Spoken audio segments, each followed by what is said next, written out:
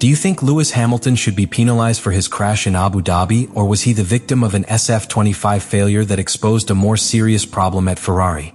Lewis Hamilton's accident in free practice 3 of the 2025 Abu Dhabi Grand Prix could go down in history not as a simple off-track, but as the reflection of a structural crisis in the technical design of Ferrari, a team that aspired to re-emerge and that now faces its own ghosts. The location of the accident was no coincidence. Turn 9 of the Yas Marina circuit is one of the most demanding on the calendar, a fast left-hand corner that subjects the car to extreme levels of lateral load. Right in that scenario of maximum tension, the SF25 revealed its worst side. Hamilton did not lose control by speeding or stepping on an aggressive curb. What happened was much deeper and more dangerous. The car simply collapsed under its own aerodynamic weight. He said it himself instantly over the radio, "Something bent in the front and broke the back." And that phrase, far from being an emotional interpretation of the moment, was an accurate description of an unacceptable mechanical failure in a top-level Formula One car. What does it mean that something bent? In technical terms, it refers to a loss of structural rigidity at the front of the car.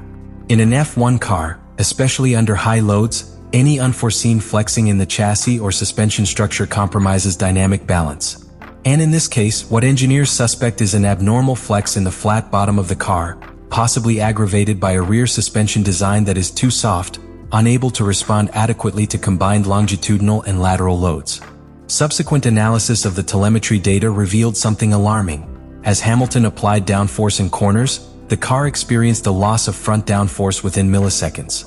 This caused a phenomenon of localized turbulence that interrupted the airflow under the car just when stability was most needed. In simple words, the car stopped adhering to the asphalt in a stable way. Not because of lack of grip, but because the air, when disordered under the chassis, literally lifted the car off the ground. Turn 9 of Yas Marina thus became the perfect place to amplify that defect. And what could have been a slight slip, turned into a violent impact against the barriers, activating the red flag and momentarily paralyzing the session. The SF25, which generated so many expectations in the preseason, proved to be an unpredictable car, capable of competing on a fast lap, but treacherous in conditions of sustained high load. Because it's not just a curve or a spoiler. It's about trust. And when a driver of Hamilton's stature begins to lose confidence in the car, the psychological impact can be as devastating as the physical one. Although the accident had no medical consequences for the Briton, what remains in the air is an even more disturbing question. Can Ferrari build a competitive car without compromising the safety and basic stability that a driver needs to perform at his best? Hamilton said it implicitly, but conveyed it in every subsequent gesture. The SF25 is not up to the standards of a champion. And this accident, beyond the anecdotal, may mark the beginning of a new critical stage for the Ferrari-Hamilton project. While the camera still showed Hamilton's car smashed into the barriers, the technical and regulatory machinery of Formula One was already in motion. The FIA, as the governing body of the sport, could not afford to take lightly an accident that did not involve visible driving errors, but instead pointed to a possible structural failure in a car that had been homologated to compete at the highest level. And although from the beginning many ruled out a sanction for Hamilton, the FIA does not act on rumors, it acts on data. The first thing the Marshall team did was secure the vehicle and move it to the Ferrari garage under strict isolation conditions. This is not a mere protocol. When a serious technical failure is suspected, the car must be inspected under aviation safety standards. The exact configuration of the moment of the accident is preserved. Nothing is dismantled, nothing is corrected. Everything must be analyzed as if it were a crime scene because in a way it is a crime against the structural integrity of a racing car. The FIA subsequently requested full access to the SF25's telemetry. This is where things got even more serious. What was discovered in those records was illuminating. There was no excess speed, no brake lockup, and no oversteer caused by a reckless maneuver. What the sensors revealed was a sudden loss of front downforce just before impact. A loss that, crossed with the values of pressure, acceleration, and structural torque, confirmed that the front part of the car had momentarily collapsed under load. Not because of an error, but because of a weakness in the design or the materials used. These types of findings represent a dividing line in the evaluation of an accident. If it were a reckless maneuver or contact with another driver, the FIA would apply the sporting regulations. But when it is an unintentional technical anomaly and without consequences for third parties, the jurisdiction changes. Here the technical regulations come into play, and responsibility shifts from the driver to the construction team. That is, Ferrari was under observation, not Hamilton. In parallel, the stewards interviewed Ferrari's track engineers, the team's technical delegate, and Hamilton himself. The questions did not revolve around driving decisions, but rather specific details of the car's behavior before impact.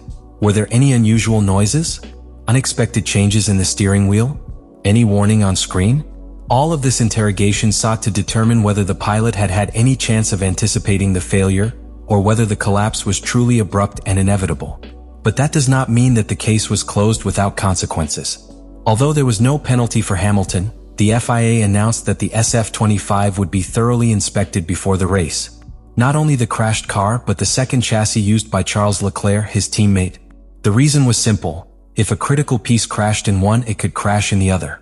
And the risk was not only sporting, it was a security issue. In addition, an internal technical file was opened within the FIA quality control area. This type of file is not public, but is kept as a reference in case similar problems occur in the future. If the SF25 again shows symptoms of structural instability, Ferrari could face more severe consequences, including a ban from racing until the car is corrected. An additional variable that the FIA took into account was context. Hamilton did not compete in FP1 on Friday, as Ferrari decided to assign his seat to Arthur Leclerc, the development driver, thus complying with the regulations of using a young talent at least once a season in an official session. This left Hamilton with just 2 practice sessions to adapt to a car that was already showing signs of weakness. This lack of running in not only limited his technical preparation, but was also recognized by the FIA as a mitigating factor. It was felt that any errors made by Hamilton should be evaluated in light of that structural disadvantage in track time.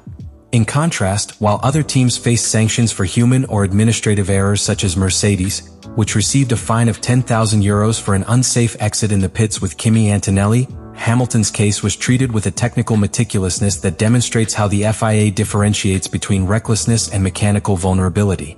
In conclusion, Hamilton was absolved of all responsibility. But Ferrari came under scrutiny. The accident did not close a chapter. It opened a technical review process that could have deeper implications for the team. The FIA avoided sanctioning those who were not at fault, but did not close its eyes to a car that threatens to repeat itself as a story of broken promises and hidden failures. Qualifying for the 2025 Abu Dhabi Grand Prix was more than just a recovery attempt for Lewis Hamilton. It was a mental, mechanical, and emotional test that defined the character of a driver, the resilience of a team, and the level of pressure that Ferrari is under at this critical stage of the season. Rarely does a driver arrive at the qualifying session with so little running time, after such a recent accident, and above all, with a car that raises more questions than answers. Just hours after the accident in FP3, the Ferrari garage was a hive of activity. Engineers, mechanics, and supervisors worked around the clock to rebuild Hamilton's SF25. The images from the pit lane showed a ballet of technical precision, where every second counted. It was not just a matter of assembling new parts, but of reviewing each structural component, revalidating the geometry of the front suspension, and ensuring that the flat bottom, whose flexing had been the cause of the accident, did not present critical deviations. And while that was happening, Hamilton remained silent. Unlike other occasions when he was seen active in the paddock, this time he stayed away from the cameras. His concentration was absolute. He was reviewing data, talking to his track engineer, and visualizing each corner of the Yas Marina layout, aware that his margin of error would be 0. The extraordinary thing came later. Already in qualifying, Hamilton took to the track in very different conditions from those of his rivals. Not just because of the lack of real preparation, but because his confidence in the car had been completely shaken. Any driver, no matter how champion he is, needs faith in the machine he drives.